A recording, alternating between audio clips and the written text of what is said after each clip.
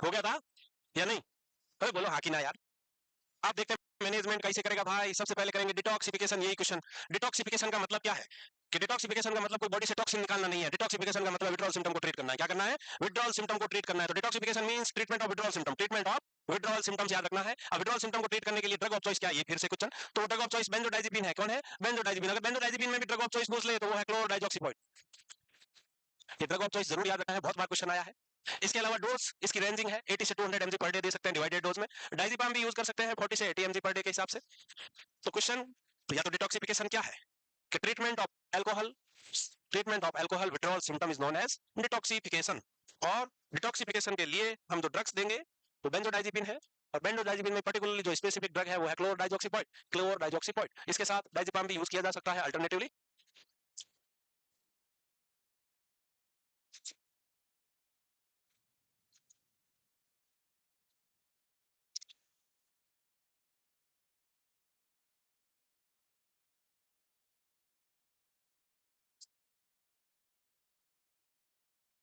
लिखा। इसके अलावा क्या दोगे भाई? विड्रॉल सिम्टम तो इससे ट्रीट हो गया। एंटी क्रेविंग ड्रग देंगे। एंटी क्रेविंग का मतलब होता है कि डिजायर ही ना हो, पीने की इच्छा ही नहीं हो। वो ड्रग कौन सी है? वो कौन सी है? डाइसल्फिराम एंटी क्रेविंग थोड़ी है। डाइसल्फिराम एंटी क्रेविंग नहीं है भाई, अवर्जन थेरेपी है वो, अवर्जिव थेरेपी। नेल्ट्रेक्सोन देंगे। क्या देंगे? नेल्ट्रेक्सोन ओपियोइड और alcoholic receptor in the brain उनको ब्लॉक करेगा, जिससे पीने की इच्छा नहीं होगी, पीने की इच्छा नहीं होगी। वो है नेल्ट्रेक्सोन, आगे आएगा नाम। डाइसल्फिराम एक अवर्जन थेरेपी है जिसको अवर्जिव थेरेपी कहते हैं। क्या कहेंगे? अवर्जिव थेरेपी। पटाखे शुरू हो गए रे बाहर। हम्म। तो सिंपल याद रखना है, डिटॉक्सिफिकेशन का मतलब है विड्रॉल सिम्टम को ट्रीट करना है। और विड्रॉल सिम्टम कौन से थे? याद है ना तुमको withdrawal symptoms? Early symptom trimmer, GI disturbance, साथ में ऑटोनॉमिक हाइपर एक्टिविटी के सिम्टम्स, अल्कोहलिक हैलुसिनेशन, ऑडिटरी। इसके अलावा डिलीरियम ट्रिमर, लगातार बस लेरी लड़की ट्रम तो पीछे देखा। हाँ, इसके अलावा डिलीरियम ट्रिमेंस में विजुअल हेलुसिनेशंस होगा, रम फिट्स आ सकते हैं। इसके अलावा वर्निक एन्सेफेलोपैथी, वो सब याद रखना है। इसके अलावा डिटरेंट एजेंट या अवर्जिव थेरेपी में डाइसल्फिराम है तुम्हारा मोस्ट कॉमनली, डाइसल्फिराम जिसको हम बोलते हैं डिटरेंट एजेंट और अवर्जिव थेरेपी। यहाँ बिना बताए शराब छुड़ाए वाली ड्रग है। ये कौन सी ड्रग है? बिना बताए शराब छुड़ाए वाली ड्रग कौन सी? डाइसल्फिराम है। दीवारों पे लिखा होता है बिना बताए शराब छुड़ाई। तो बिना बताए शराब छुड़ाई वाली ड्रग है डाइसल्फिराम। चुपके से उसको ये खिलानी है। अगर इसके बाद वो दारू पिएगा तो उसको भयंकर रिएक्शन होगी। तो रिएक्शन होगी, जिस चीज से तकलीफ होगी वो काम इंसान करेगा नहीं। जैसे ही पी के आएगा उल्टियां होगी, बीपी बढ़ जाएगा, पसीना पसीना हो जाएगा, घबराहट हो जाएगी। तो वो पिएगा नहीं। तो मेनली यहाँ प्लेजरेबल रेस्पॉन्स को अनप्लेजरेबल रेस्पॉन्स में बदलना है। डाइसल्फिराम का काम यही है कि पीने के बाद जो उसको प्लेजरेबल रेस्पॉन्स मिल रहा था, खुशी का एहसास, अब वो खुशी खुशी नहीं रहेगी, तकलीफ में बदल जाएगी, क्योंकि उल्टियां करेगा पूरा है। भयंकर उल्टियां होगी, घबराहट होगी, पसीना पसीना हो जाएगा, पेल्पिटेशन होगा, टेकिकार्डिया होगा, हालात नाजुक हो जाएगी। तो फिर अच्छा नहीं लगेगा पीना। इसके अलावा ये बात भी इंपॉर्टेंट याद रखनी है कि start after at least 12 to 72 hours of the alcohol abstinence. ये इंपॉर्टेंट चीज है कि एटलीस्ट 12, मिनिमम 12 घंटे और मैक्सिमम कितना भी हो अच्छा है, पर 72 घंटे, इतने घंटे के लास्ट डोज ऑफ अल्कोहलिज्म के बाद ही स्टार्ट करनी है डाइसल्फिराम। अदरवाइज ऐसा माना गया है कि कुछ अमाउंट बॉडी में रह सकता है अप टू 72 आवर्स। तो क्या होगा? ब्लड में सर्कुलेशन में रह सकता है, तो रिएक्शन होने के चांसेस रहते हैं। तो इसलिए सेफ ड्रग देना है, सेफली देना है, तो 12 से 72 घंटे के बाद ही देना है। 12 से 72 घंटे के बाद ही देना है। एब्सटिनेंस का मतलब क्या होता है? छोड़ना। सिंपल बात में बोले तो छोड़ना है, या तो इतने घंटे पहले किसी ने छोड़ दी हो तब स्टार्ट करनी है, या फिर इसको बोल सकते हो लास्ट डोज या लास्ट ड्रिंक। डोज और ड्रिंक, अल्कोहल के लास्ट डोज और लास्ट ड्रिंक के 12 to 72 आवर्स बाद डाइसल्फिराम स्टार्ट करनी है। इसके अलावा डोंट ड्रिंक, ये भी जब डाइसल्फिराम चल रही हो, do not drink alcohol up to 14 days after last dose of disulfiram. ये देखना, ये भी ज्ञान की बात कि डाइसल्फिराम किसी ने ली है और आप लेना बंद कर दिया है, पेशेंट दारू नहीं पीता है, लेना बंद कर दिया है, तो पेशेंट को एडवाइस करना है एटलीस्ट 14 डेज तक। तो डाइसल्फिराम इस बात का मतलब है कि डाइसल्फिराम सर्कुलेशन में 14 डेज, लास्ट डोज के 14 डेज तक भी रह सकती है। तो अगर दारू पिएगा तो रिएक्शन होगी, इसलिए लास्ट डोज ऑफ डाइसल्फिराम के 14 दिन तक दारू भी नहीं पीनी है। इसके अलावा अदर डिटरेंट एजेंट, यानी कि डाइसल्फिराम जैसे काम करने वाली अदर ड्रग कौन सी है? तो डाइसल्फिराम जैसे अदर काम करने वाली दो ड्रग है, एक है साइट्रेटेड कैल्शियम कार्बिमाइड और दूसरी है मेट्रिंडाजोल। तो ये दोनों ड्रग भी डाइसल्फिराम लाइक और similar to disulfiram reaction produce करवा सकती है। अगर ये ड्रग ली और अल्कोहल पिया तो सेम रिएक्शन हो सकती है। तो दोनों ड्रग के नाम याद रखने हैं कि साइट्रेटेड कैल्शियम कार्बिमाइड एंड मेट्रिंडाजोल। ये दोनों ड्रग डाइसल्फिराम लाइक रिएक्शन करवा सकते हैं पेशेंट में। तो डाइसल्फिराम को हम अवर्जन थेरेपी बोल सकते हो या डिटरेंट एजेंट बोल सकते हैं। और ये मेनली अल्कोहल के एब्सटिनेंस के या लास्ट ड्रिंक के 12 से 72 घंटे बाद स्टार्ट करनी है। पेशेंट को एडवाइस करना है कि डाइसल्फिराम अगर ले रहा है तो एटलीस्ट बंद करने के बाद भी 14 डेज तक दारू ना पिए, पीना नहीं है। और जो डाइसल्फिराम का मेन काम है कि जो अल्कोहल का प्लेजरेबल रेस्पॉन्स है उसको अनप्लेजरेबल रेस्पॉन्स में बदलना है। डाइसल्फिराम लाइक रिएक्शन करवाने वाली ड्रग है साइट्रेटेड कैल्शियम कार्बिमाइड और मेट्रिंडाजोल और मेट्रोनिडाजोल। लिख लो। हो गया।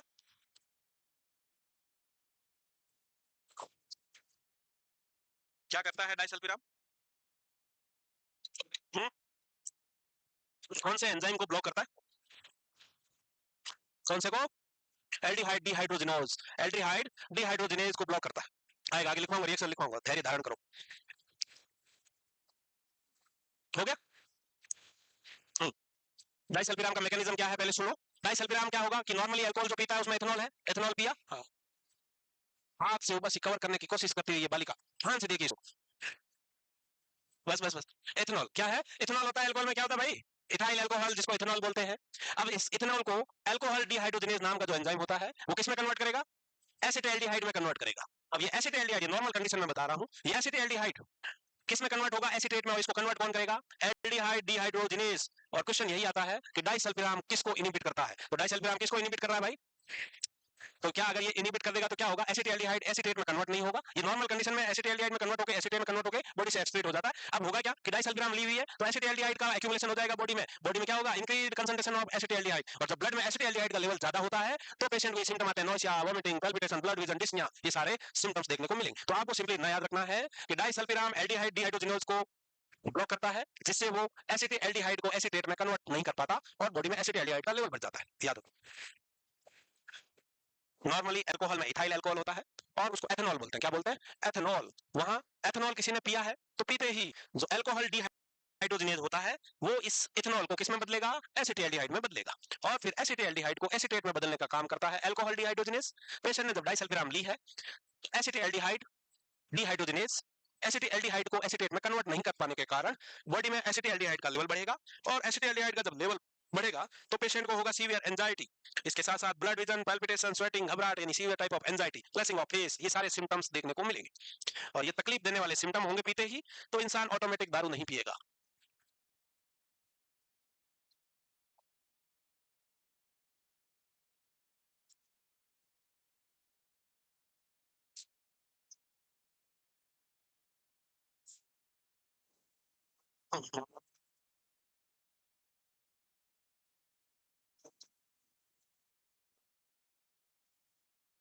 तो अभी तक ट्रीटमेंट ऑफ अल्कोहलिज्म में आपने देखा डिटॉक्सिफिकेशन, जिसका मतलब होता है ट्रीटमेंट ऑफ विड्रॉल सिम्टम्स। और treatment of withdrawal symptoms, withdrawal symptom को ट्रीट करने के लिए ड्रग ऑफ चॉइस बेंजोडाइजेपिन, उसमें भी क्लोरडाइजॉक्सिपॉइड कौन है? क्लोरडाइजॉक्सिपॉइड है। डाइजिपाम कैन अल्टरनेटिवली यूज की जा सकती है। इसके अलावा जो अवर्जन थेरेपी है, जिसको बोलते हैं डिटरेंट एजेंट, क्या बोलेंगे? डिटरेंट एजेंट, उसमें डाइसल्फिराम है। उसमें क्या है? डाइसल्फिराम। और डाइसल्फिराम क्या करेगी? तो डाइसल्फिराम नॉर्मली अल्कोहल डिहाइड्रोजिनेज को ब्लॉक करेगी, जिससे बॉडी में एसिटाल्डिहाइड का लेवल बढ़ेगा। और जब एसिटाल्डिहाइड का लेवल बॉडी में बढ़ता है तो blood vision, palpitation, nausea, vomiting, flushing of face, sweating, severe anxiety, ऐसे सिम्टम्स देखने को मिलेंगे।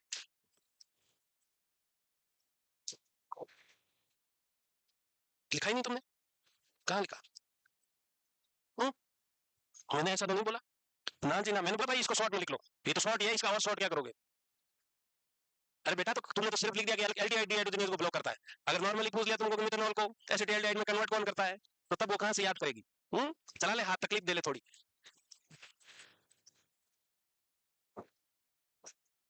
इसके अलावा डाइसल्फिराम जैसी जो दो ड्रग है वो सेम रिएक्शन प्रोड्यूस करवा सकती है अल्कोहल के साथ, वो है साइट्रेट कैल्शियम कार्बामेट। इसके अलावा मेटेंडाजोल। और पेशेंट को एडवाइस करना है कि एटलीस्ट अल्कोहल के लास्ट ड्रिंक के 12 से 72 घंटे बाद ही डाइसल्फिराम स्टार्ट करनी है। और अगर डाइसल्फिराम ले रहा है और बंद कर दिया है तो उसके 14 दिन तक दारू नहीं पीनी है। हाँ? ठीक बात है, 15 दिन से पी लेना तुम। चले आगे? अरे चले कहा। इसके अलावा एंटी क्रेविंग एजेंट, जिसको हम मेंटेनेंस थेरेपी बोलते हैं, इच्छा नहीं करेगी, दारू की इच्छा से रोकना है, तो इच्छा से रोकने के लिए जो ड्रग है वो है नेल्ट्रेक्सोन एंड एकाम्प्रोस्ट। नेल्ट्रेक्सोन एंड एकाम्प्रोस्ट ड्रग है, याद रखना है। अब बात आती है पॉइजनिंग हो गई। नॉर्मली हमेशा टॉक्सिसिटी और पॉइजनिंग किसके कारण होती है? मेथनॉल के कारण होती है। किसके कारण होती है? मेथनॉल। जहरीली शराब पीने से बिहार में 50 लोगों की मौत, ऐसी खबर बहुत बार आती है, क्योंकि वहां दारू बैन है और वो होममेड देसी दारू बनाते हैं। तो वो बन जाती है जहरीली, कंसंट्रेशन ऊपर नीचे हो जाती है, क्योंकि बनाते बनाते वो पहले की पिया हुआ ही बना रहा है, तो अपने मूड के अनुसार कंसंट्रेशन ऊपर नीचे कर देता है। फिर शादी ब्याह में पीते हैं, पार्टियों में, और पी के वही ढेर हो जाता है। तो वो है मिथेनॉल पॉइजनिंग। तो मिथेनॉल पॉइजनिंग के लिए मेनली हम कॉमिपिजाल ड्रग देंगे। इसके अलावा इथाइल अल्कोहल देते हैं। क्या देते हैं? Ethyl alcohol. तो ये टॉक्सिक प्रोडक्ट को बनने से रोकते हैं। और स्पेशली अल्कोहल की टॉक्सिसिटी होती है तो kidney damage, liver damage, kidney और लिवर डैमेज हो जाता है और लाइफ थ्रेटनिंग कंडीशन हो जाती है। और उसके बाद मल्टी ऑर्गन फेलियर हो सकता है, इसलिए इंसान मरता है। तो इसको ट्रीट करने के लिए जो एंटीडोट है वो है कॉमिपिजाल। इसके अलावा इथाइल अल्कोहल, जिसको हम इथेनॉल बोलते हैं, कॉमिपिजोल प्लस इथाइल अल्कोहल।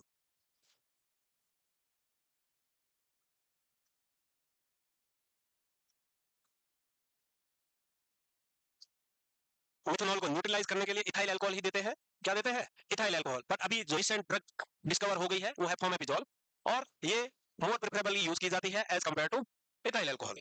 तो याद रखना है ड्रग का नाम फोमेपिजोल, और अल्टरनेटिव अगर ऑप्शन में इथाइल अल्कोहल नहीं है तो फोमेपिजोल कर देना है, और फोमेपिजोल नहीं है तो इथाइल अल्कोहल करना है। और मोर प्रेफरेबली पूछा है तो अभी की जो लेटेस्ट और मॉडर्न ड्रग आई है वो है फोमेपिजोल। एंटी क्रेविंग का मतलब है इच्छा नहीं करने वाली ड्रग, डिजायर को खत्म करने वाली ड्रग, वो है नेल्ट्रेक्सोन। क्या है? नेल्ट्रेक्सोन और अकाम्प्रोस्ट।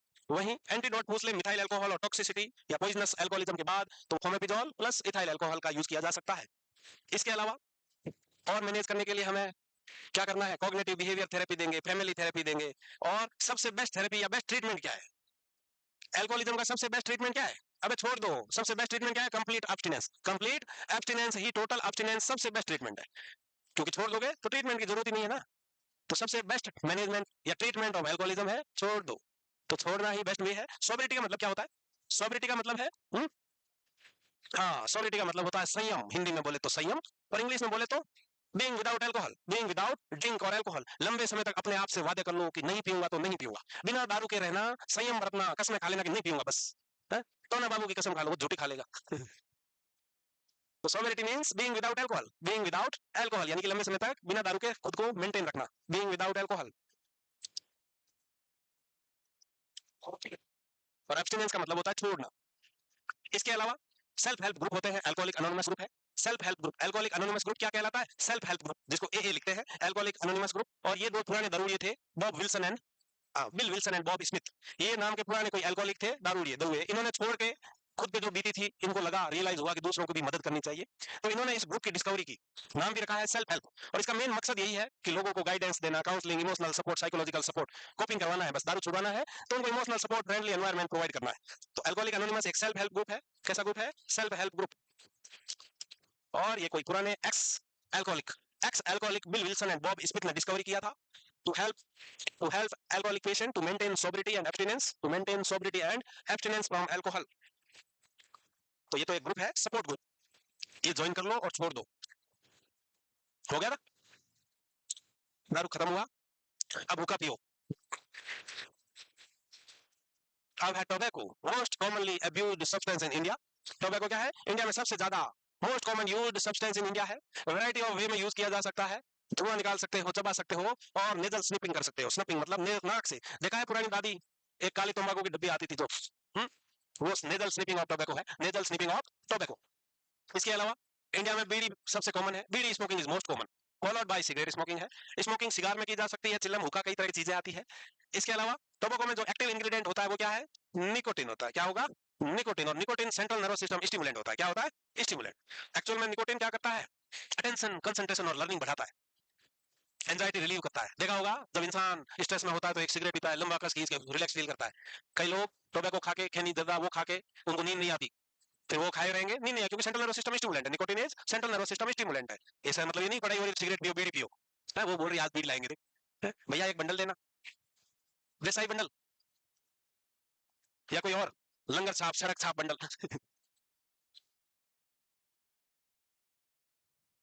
या सिगरेट पियोगे? हम्म? सिगरेट नहीं, बीड़ी ठीक है, सस्ती आती है, ज्यादा आएगी, ज्यादा बार पी सकते हो।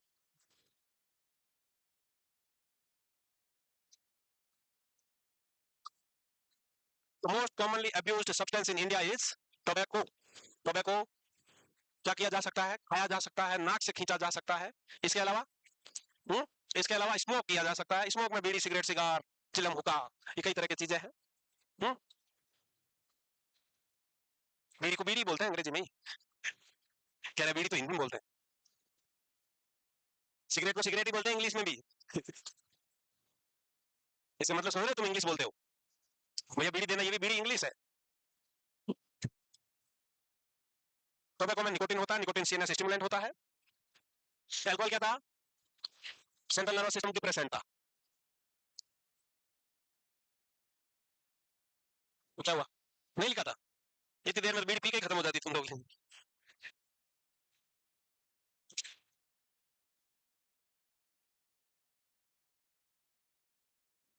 हो गया? अरे भाई बीड़ी पूरी जल चुकी है, बस करो, फेंक दो, नहीं तो होठ जल जाएंगे। अब हो गया रे। इसके अलावा भाई साहब nicotine has stimulant action and improve the attention learning and reaction time and problem solving approach. फायदे देख रहे हो बीड़ी के फायदे? दिमाग को स्टिमुलेट करता है जिससे अटेंशन इंप्रूव होता है, लर्निंग इंप्रूव होती है, रिएक्शन टाइम इंप्रूव होता है और प्रॉब्लम सॉल्विंग एबिलिटी बढ़ जाती है। बड़ी बड़ी बिजनेस डीलें सिगरेट खींचते खींचते होती है, मूवी में दिखाया जाता है ऐसा। हम्म? इसके अलावा withdrawal symptom can develop with in 2 hours of smoking last cigarette. 2 ही घंटे में जो क्रॉनिक टोबैको एडिक्टेड है, चाहे सिगरेट का है बीड़ी का है, 2 घंटे नहीं पिए तो विड्रॉल सिम्टम आ सकते हैं। एंड हाईएस्ट सिम्टम सीवियर हो सकते हैं 24 to 48 आवर्स के बाद। और तुम्हें 2 घंटे हुए नहीं ना, उससे पहले तो तुम वापस पी लोगे। 5:30 आए हो ना, मतलब विड्रॉल आने से पहले निकल लोगे।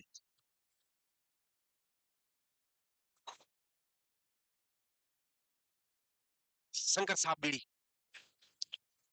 अब ज्यादा बनाता होगा बीड़ी बनाता होगा यार वो।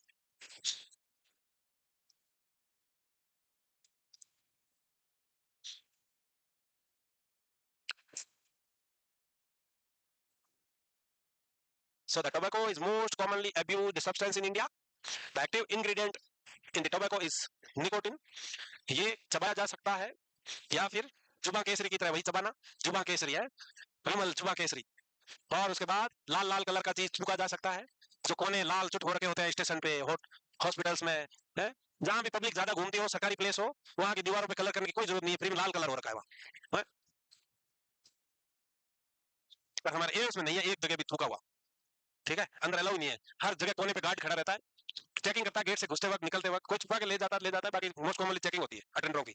तो गुटखा जर्दा बीड़ी अंदर ले जाना अलाउ नहीं है, इसीलिए साफ रहता है। तो तुम ये अटेंशन कंसंट्रेशन प्रॉब्लम सॉल्विंग और ये बढ़ाना नहीं है, ठीक है। अब विड्रॉल सिम्टम में हमें क्या देखने को मिलेगा कि क्रेविंग फॉर निकोटिन, इच्छाएं होगी, इच्छाएं बार बार पी ले बीड़ी पी ले, ऐसी इच्छा होगी। इरिटेबल रहेगा, एंजाइटी रहेगी, माइल्ड सिम्टम आएंगे। कंसंट्रेशन, क्योंकि बीड़ी सुधार रही थी, अब कंसंट्रेशन पुअर हो जाएगा। ब्रेडिकार्डिया देखने को मिलेगा, ड्राउजीनेस आ सकती है, स्लीपिंग डिस्टर्बेंस, नींद नहीं आएगी, और भूख बढ़ेगी और वजन बढ़ेगा। ये फायदे का सौदा हुआ एक। क्योंकि जब सेंट्रल नर्वस सिस्टम स्टिमुलेट होता है तो ऑटोमेटिकली नींद कम आती है, भूख कम लगती है। जब अब वो स्टिमुलेट करने वाली चीज चली गई है तो भूख भी खूब लगेगी और नींद भी आएगी, नींद भी आएगी। तो बहुत सारे लोग गुटखा जर्दा, स्पेशली गुटखा खाने वाले लोग, जब गुटखा छोड़ देते हैं, जब खा रहे होते हैं तो वैसे सूख जाते हैं क्योंकि उनको भूख नहीं लगती है। और जब वो गुटखा छोड़ देते हैं तो ऑटोमेटिकली उनके 1-2 महीने में अच्छा वेट गेन हो जाता है। तो ये कारण ये है, क्योंकि इसमें निकोटिन होता है, वो ब्रेन को स्टिमुलेट करता है, और ब्रेन जब स्टिमुलेट रहता है तो भूख कम लगती है, नींद कम आती है। जब इंसान खाएगा कम, सोएगा कम, तो मोटा कैसे होगा? होगा ही नहीं ना। तो इसलिए छोड़ते ही मामला सेट हो जाता है। तो क्रेविंग फॉर निकोटिन देखने को मिलेगा, एंजाइटी और इरिटेबिलिटी देखने को मिलेगी, कंसंट्रेशन पुअर होगा, नींद में डिस्टर्बेंस। इसके साथ साथ विड्रॉल सिम्टम के कारण नींद नहीं आएगी, क्योंकि क्रेविंग होगी। क्यों नहीं आएगी नींद? क्रेविंग होगी, क्रेविंग, याद आएगी, याद। इसके अलावा एपेटाइट और वेट गेन इंप्रूव देखने को मिलेंगे। हो गया अब? जल्दी जल्दी टोबैको खा लो, उसके बाद तुमको गांजा पिला के फिर आप रहे 7 बजे अभी। हाँ। हम्म। हो गया? नहीं हुआ? अरे टोबैको में इतना खास कुछ नहीं, जल्दी जल्दी लिखो।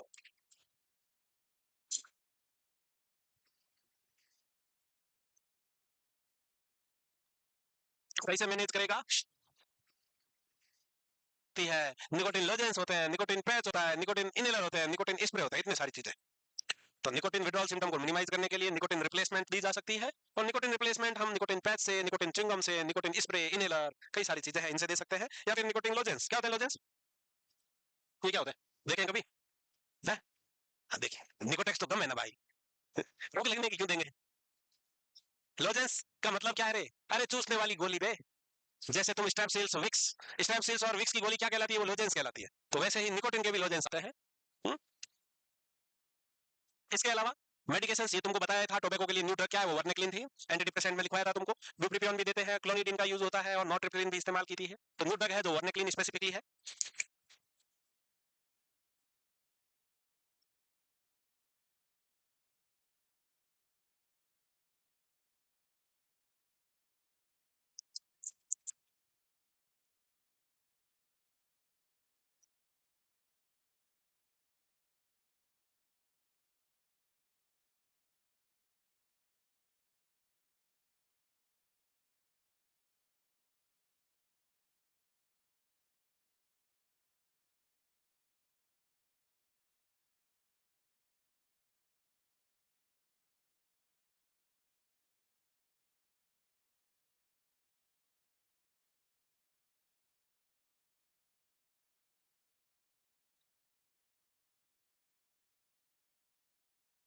विड्रॉल सिम्टम को मैनेज करने के लिए निकोटिन रिप्लेसमेंट थेरेपी देंगे। शत्रुमुख गर्दन कहाँ घुमा रहा है, निकोटिन को रिप्लेस करेंगे और रिप्लेस करने के लिए क्या देंगे, निकोटिन पैच देंगे, निकोटिन गम देंगे, निकोटिन स्प्रे, इनहेलर, लोजेंस, ये सब दिए जा सकते हैं। इसके अलावा पर्टिकुलरली ड्रग है जो वर्निक्लिन है, बिप्रीपायोन भी है, एमिट्रिप्टिलिन और नॉर्टिप्टिलिन का भी इस्तेमाल किया जाता है और क्लोनिडीन है। क्या हुआ, क्या पैच लाए? विड्रॉल सिम्टम को ट्रीट तो करने पड़ेंगे ना, इसका आदि नहीं बनाना कि आदि नहीं बनाना कि रोज तो यही खा, ऐसा नहीं है। लड़ाई ऑन कर दे फटाफट, कोई पहलवान टीवी ऑन कर दो रे, नहीं होगी तो करो, फिर करो, देख ले स्ट्रीम एंड नहीं हुई है तो इसमें मेरे को तो ज्यादा नहीं है, 15 मिनट के पैसे कटेंगे, तुम्हारा ज्यादा नुकसान है। क्या चाहते हो बताओ, जारी रखें कि चले? थोड़ा सा देख लेते धीरे धीरे, जाके भी क्या करोगे, फालतू रीले देखोगे, फोन लगाओगे इधर उधर, छोड़ो। अब देखो गांजा, कैनाबिस यूज डिसऑर्डर और कैनाबिनॉइड्स, गांजा है, गांजे के साथ साथ क्या होगा, चरस। Ganja, charas and bhang are known as cannabinoids. Cannabinoids में क्या आता है कि गांजा, चरस, भांग कैनाबिनॉइड्स है। कैनाबिनॉइड्स किससे बना होता है, हेम्प प्लांट से बना होता है और उस हेम्प प्लांट का नाम है कैनाबिस सटाइवा और उसका इंडियन नाम है सटाइवा इंडिका। इंडियन नाम क्या है, सटाइवा इंडिका। अबे कहा रे, अरे कहा भैया, नहीं लिखोगे का? कौन नहीं दिख रहा है, सब दिखेगा, धीरे धीरे सब दिखने लगता है इसके अलावा जो इसका इंग्रेडिएंट है, केमिकल नेम है, वो है 9 टेट्रा हाइड्रो कैनाबिनोल। 9 टेट्रा हाइड्रो कैनाबिनोल नाम से इसका केमिकल कंपोनेंट रहेगा। इसकी जो पत्तियां हैं, पत्तियां, फूल और पत्तियां, वो गांजा है, लीफ, ड्राइड लीफ गांजा कहलाती है। वहीं इसके दूसरे नाम है हसिस, चरस। तो टीवी चलाओ भाई, है? हाँ चलेगा चलेगा, तब तक कान तो खुले हैं ना बेटा, तो आज उन कानों का इस्तेमाल कर लो। हुँ? आज कान का इस्तेमाल करो थोड़ा। पुराना डार्विन का एक रूल था, लॉ था कि जो चीज का इस्तेमाल नहीं होता वो विलुप्त हो जाती, तो कहीं तुम्हारे कान काम करने बंद ना हो जाए। ये सेमी लिक्विड है और ये है ड्राइड लीफ, पत्ते। इसके अलावा ये भी सेंट्रल नर्वस सिस्टम को स्टिमुलेट करने वाली ड्रग है। अरे बेटा कान,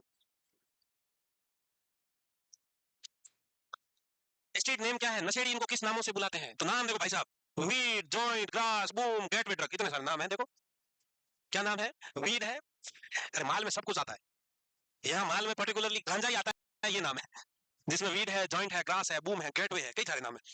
ये स्ट्रीट नेम है। स्ट्रीट नेम का मतलब है कि इनको बेचने वाले और इनका यूज करने वाले कोड में याद में यूज करते हैं ये, कि गेटवे मिलेगा, गेटवे भांग तो तुम सबने पी होगी, हम्म, नहीं पी? मोस्ट ऑफ लोगों ने पी होगी, नहीं पी?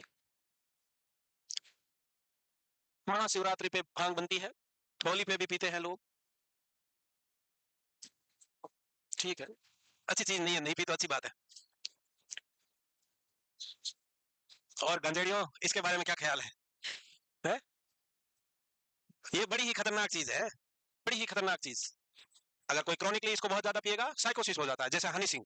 हनी सिंह, हनी सिंह सबसे ज्यादा गांजा ही पिया था, इसके कारण वो इंडस्ट्री से कितने सालों गायब रहा, पागल हो गया था, साइकोसिस हो गया था, डिलीजन, हेलुसिनेशन होने लगे थे, फिर डी एडिक्शन सेंटर में पड़ा रहा, ट्रीटमेंट लिया, उसके बाद अब वापस आया।